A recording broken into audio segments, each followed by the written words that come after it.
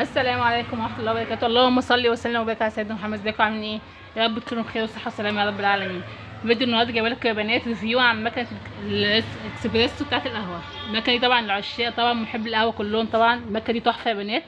انا هقول لكم دلوقتي استخدامها ازاي. طبعا المكنه دي تحفه ما شاء الله. طبعا كل حد بيحب القهوه طبعا عارف يعني مكنه الاسبريسو.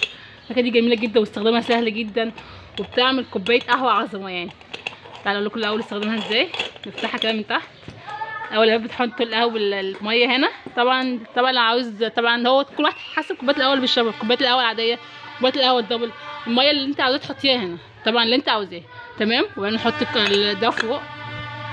نحط ده فوق ونحط هنا يا بنات البن.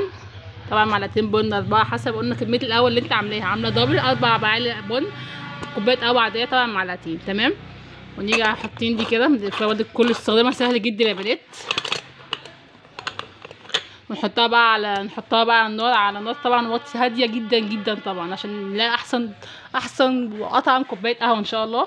ونسيبها على النار لحد ما نلاقوا فيه هنا بتعمل صفاره من هنا كده. بتطلع صفاره من هنا كده معناها ان القهوه بتاعتنا خلاص او شكت على الانتهاء. ونفتح بقى كده من فوق بنلاقي بقى الغاوه بتاعت القهوه كلها طالعه من هنا. تشربوا بقى احسن كوبايه قهوه كابتشينو. احسن كوبايه قهوه احسن وش تلاقيها من المكنه الاكسبريسو دي.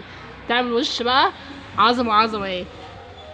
وطبعا بقى هنا كوبايه القهوه على قلوبكم. واتمنى بقى ان المكنه دي تكون بجد جميله جدا عجبتكم وجميله جدا استخدامها جميله. وتمنها 150 جنيه. طبعا لعشاق القهوه طبعا 150 جنيه ده مشكله يعني. تشرب كوبايه قهوه عظمه تشربها في اي كافيه 15 جنيه. طبعا دي جميله جدا. انت من حاجه انت عاملاها من ايدك بدل ما بتشرب القهوه بقى في الكافيهات ويحط لك عليها كربونات عشان يعملوا وش. طبعا ده طبعا غلط على الصحه. طبعا غلط على الصحه. فاحنا الاحسن طبعا والاسلم احنا نعملها في بيتنا. طبعا هي بتاعه الكافيهات تبقى كوبايات عظمه فعلا بس اللي اكتشفناه ان بيبقى فيها بيحطها كربونات عشان تبقى بوش.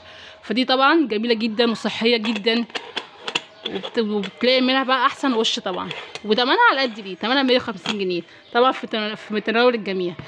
واتمنى يكون المكنه جميله عجبتكم. وكل اي واحده بتجهز اي واحده بتجدد في بيتها واي حد من عشاق القهوه طبعا اللي يكون عجبته المكنه الاكسبريسو دي. ولو عجبكم الفيديو صلوا على النبي كده نحط اللايك.